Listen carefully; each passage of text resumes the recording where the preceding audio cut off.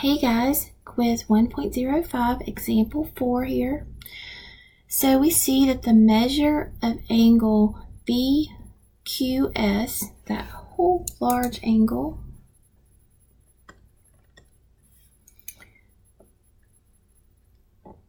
is 64 degrees. And our picture tells us that inside here, this one is 39 degrees. I'll write a little bigger in case you can't see it.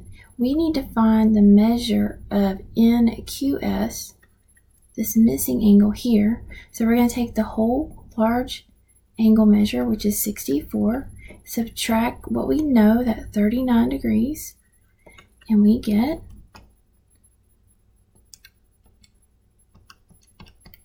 25 degrees.